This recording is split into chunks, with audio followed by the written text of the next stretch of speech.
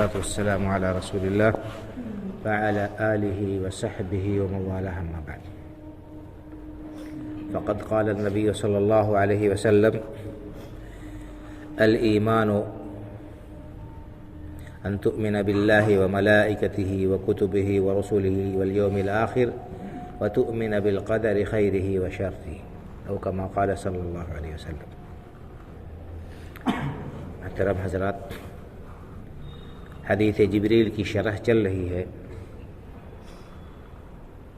اس میں اللہ کے رسول صلی اللہ علیہ وسلم نے اسلام کے جو 5 ارکان بیان فرمائے ہیں ان کے سلسلے میں کچھ بات ہو چکی. اسلام کے 5 بنیادی ستون ہیں. پہلا ستون لا الہ الا اللہ محمد رسول اللہ کی گواہی دینا، دوسرے نماز پڑھنا، تیسرے زکوٰۃ ادا کرنا، چوتھا ہے ماہ رمضان کا روزہ رکھنا، اور 5ویں حج کرنا. جس شخص کے پاس اللہ تعالیٰ نے اتنا سرمایہ دیا ہو کہ گھر کے اخراجات اور ضروریات کی تکمیل کے بعد وہ مکہ مکرمہ تک آ جا سکتا ہو اور زاد راہ اس کے پاس میں ہے، تو اس کے اوپر زندگی میں ایک بار حج کرنا فرض ہے. اللہ رب العالمین نے فرمایا: وَلِلَّهِ عَلَى النَّاسِ حِجُّ الْبَيْتِ مَنِ اسْتَطَاعَ إِلَيْهِ سَبِيلًا. لوگوں کے اوپر اللہ کے واسطے اس کے گھر کا حج کرنا فرض ہے. مَنِ اسْتَطَاعَ إِلَيْهِ سَبِيلًا، اس شخص کے اوپر جو وہاں تک آنے جانے کی استطاعت رکھتا ہو، جس کے پاس میں توشہ ہو، زاد سفر ہو، وہ جو ہے آئے جائے اور سواری میسر ہو. تو یہ حج بھی اسلام کے ارکان میں سے ایک رکن ہے. اس کے بعد حضرت جبریل علیہ السلام نے رسول اللہ صلی اللہ علیہ وسلم سے ایمان کے بارے میں پوچھا کہ آپ مجھے بتا دیں کہ ایمان کیا ہے. تو آپ نے فرمایا کہ ایمان یہ ہے کہ آپ اللہ پر ایمان رکھیں، اس کے فرشتوں پر ایمان رکھیں، اس کی کتابوں پر ایمان رکھیں، اور اس کے رسولوں پر اور قیامت کے دن پر ایمان رکھیں، اور بھلی اور بری تقدیر پر ایمان رکھیں. یہ اسلام کے 6 ارکان اللہ کے رسول صلی اللہ علیہ وسلم نے بیان فرمائے. تو ایمان کے معنی کیا آتے ہیں؟ ایمان کے معنی آتے ہیں تصدیق کرنا، کسی کی تصدیق کرنا. اور ایمان اہل سنت والجماعت کے نزدیک کہتے ہیں کہ دل سے یقین کرنا، زبان سے اقرار کرنا، اور اعضاء و جوارح سے اس کے تقاضوں پر عمل کرنا، یہ ایمان کہلاتا ہے. اللہ رب العالمین پر ایمان رکھنا ارکان ایمان میں سب سے پہلے اللہ کے رسول صلی اللہ علیہ وسلم نے قرار دیا ہے. تو اللہ پر ایمان رکھنے کا مطلب کیا ہے؟ اللہ پر ایمان رکھنے کا مطلب یہ ہے کہ ہم اللہ رب العالمین کی ہستی کو تسلیم کریں کہ اللہ رب العالمین موجود ہے. بعض لوگ ایسے بھی دنیا میں ہیں جو ملحد ہیں، جو اللہ رب العالمین ہی کو نہیں مانتے ہیں سیدھے سے. وہ کہتے ہیں کہ یہ کائنات اسی طرح سے پیدا ہو گئی ہے، یہ شب و روز کی گردش ہے اور کسی نے اس کائنات کو بنایا نہیں ہے. ملحدین، اللہ رب العالمین کا انکار کرنے والے.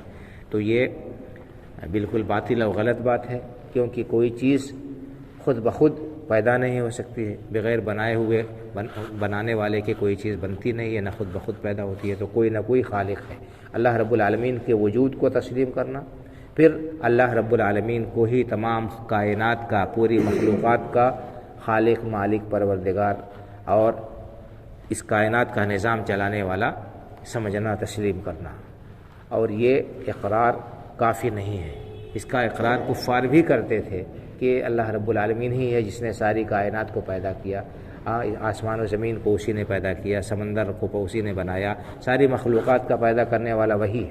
تو اتنا مان لینا یہ کافی نہیں ہے، بلکہ اس کے ساتھ ساتھ اس سے آگے والا معاملہ ہے، یعنی اکیلے اللہ رب العالمین کی عبادت اور بندگی کرنا.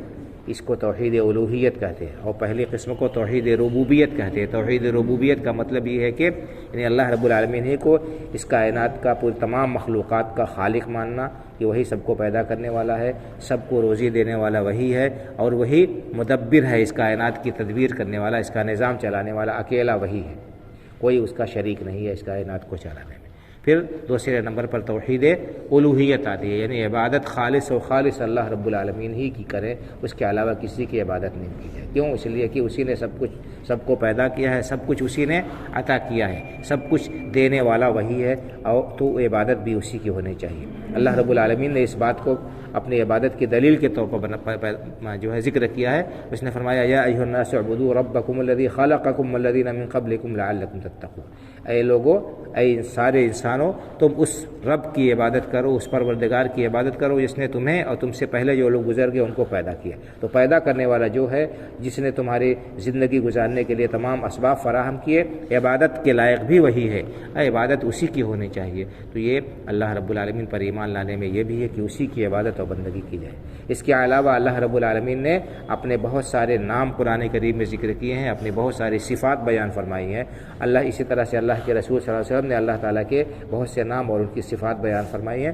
ان اسماء و صفات پر ایمان رکھا جائے، یہ مانا جائے کہ اللہ تعالیٰ کی یہ نام ہے اور ان سے جو صفات ثابت ہوتی ہے ان صفات سے اللہ رب العالمین کو متصف مانا جائے اور اللہ رب العالمین کی عبادت کی جائے ان کے ساتھ میں۔ اللہ رب العالمین نے فرمایا وَلِلَّهِ الْأَسْمَاءُ الْحُسْنَى، اللہ تعالیٰ کے بہترین اور اچھے اچھے نام ہیں، فَادْعُوهُ بِهَا، تو تم اللہ تعالیٰ کو ان ناموں سے پکارو اور اللہ رب العالمین سے ان ناموں کے واسطے سے دعا کرو۔ اے اللہ تو رزاق ہے، ہمیں رزق عطا کر، تو شافی ہے، شفا عطا فرما، تو جو ہے تواب ہے، ہمارے توبہ قبول فرما۔ اللہ رب العالمین نے اپنے بے شمار جو اسماء و صفات بیان کیے ہیں ان پر ایمان رکھتے ہوئے اللہ رب العالمین سے ان ناموں کے ذریعے سے سوال کیا جائے۔ وَذَرُوا الَّذِينَ يُلْحِدُونَ فِي أَسْمَائِهِ، اللہ تعالیٰ کے جو نام ہیں ان کے جو معنی ہیں ان معنی کو ہم سمجھیں اور ان کی تعویل نہ کریں، ان کے معنی کو غلط معنی نہ دے۔ اگر کوئی شخص اللہ تعالیٰ کے ان ناموں کے معنی غلط بیان کرتا ہے، ان کی تعویل کرتا ہے، تحریف کرتا ہے، تو ایسے لوگوں کے لیے بڑی سخت وعید اللہ رب العالمین نے بیان فرمایا ہے۔ وَذَرُوا الَّذِينَ يُلْحِدُونَ فِي أَسْمَائِهِ سَيُجْزَوْنَ مَا كَانُوا يَعْمَلُونَ، ان لوگوں کو چھوڑ دیجئے جو اللہ تعالیٰ کے ناموں میں الحاد کرتے ہیں، اس کے ناموں میں تحریف کرتے ہیں، ان کو ان کی کرتوتوں کا بدلہ ملے گا۔ تو بہرحال اللہ تعالیٰ پر ایمان میں اللہ تعالیٰ کے خلاقیت کا، اس کے ربوبیت کا اور اس کے مدبر ہونے کا ایمان رکھنا، اسی طرح سے اللہ رب العالمین ہی کی عبادت کرنا، اس کے اسماء و صفات کو ماننا، تسلیم کرنا، یہ اللہ تعالیٰ پر ایمان لانے میں داخل ہے۔ ہم کو اس کو جاننا چاہیے۔ سب طلباء تفصیل کے ساتھ پڑھتے ہیں، پورے سال یہ بحث پڑھائی جاتی ہے، میں انتہائی اختصار کے ساتھ خلاصہ بیان کر رہا ہوں۔ تو یہ اللہ پر ایمان لانے کا مطلب ہوا۔ اس کے بعد ایمان بالملائکہ، ملائکہ کا ذکر کیا ہے اللہ رب العالمین نے۔ اللہ کے رسول نے فرمایا کہ اللہ کے فرشتوں پر ایمان رکھو۔ اللہ تعالیٰ کے فرشتوں پر ایمان لانے کا کیا مطلب ہے؟ یعنی ہم یہ تسلیم کریں، یہ مانیں کہ فرشتے اللہ تعالیٰ کی مخلوق ہیں، نورانی مخلوق ہیں، اللہ تعالیٰ نے ان کو نور سے بنایا ہے اور اللہ تعالیٰ کے وہ بندے ہیں، اسی کی عبادت اور بندگی کرتے ہیں، اس کی تسبیح و تحلیل کرتے ہیں اور اللہ تعالیٰ نے ان کے ذمے جو کام لگایا ہے ان کاموں کو وہ انجام دیتے ہیں، اس میں کسی قسم کی کوتاہی نہیں کرتے ہیں۔ فرشتوں کی تعداد بہت زیادہ ہے، کتنی ہے ہمیں اس کا علم اور پتہ نہیں ہے۔ اور فرشتوں میں سے بعض فرشتے ہیں، ان کا تذکرہ قرآن میں اللہ تعالیٰ نے کیا ہے۔ حضرت جبریل علیہ السلام جو وحی لے کر آتے تھے، حضرت میکائیل ہیں جو بارش برسانے والے ہیں، حضرت اسرافیل ہیں جو سور پھونکیں گے، ملک الموت ہیں جو لوگوں کو وفات دیتے ہیں، اسی طرح سے مالک خازن نار کا جو تذکرہ ہے، جہنم کا داروغہ، اسی طرح سے اور فرشتوں کا ذکر اللہ رب العالمین نے کیا ہے قرآن کریم میں کہ وہ ان سے مختلف کام جو ہے اللہ تعالیٰ نے ان کے حوالے کر رکھے۔ اسی طرح سے حدیثوں کے اندر اللہ کے رسول صلی اللہ علیہ وسلم نے فرشتوں کا تذکرہ کیا ہے، ان کی صفات بیان فرمائی ہیں، تو ان پر ایمان رکھنا ہمارے لیے لازمی اور ضروری ہے۔ یہ فرشتے نورانی مخلوق ہیں اور اللہ رب العالمین نے ان کے ذمے بہت سارے کام لگائے ہیں، وہ ان کو انجام دیتے ہیں۔ تفصیل بہت لمبی ہے۔ بہت سے لوگ ہیں جو فرشتوں کے وجود کو نہیں مانتے ہیں، کہتے ہیں کہ یہ خیالی چیز ہے، جبکہ یہ باطل و غلط ہے۔ ایسا نہیں ہے، فرشتے حقیقت میں اللہ کی مخلوق ہیں، نورانی مخلوق ہیں، ہماری آنکھوں کے سامنے نہیں ہوتے ہیں لیکن وہ ہیں۔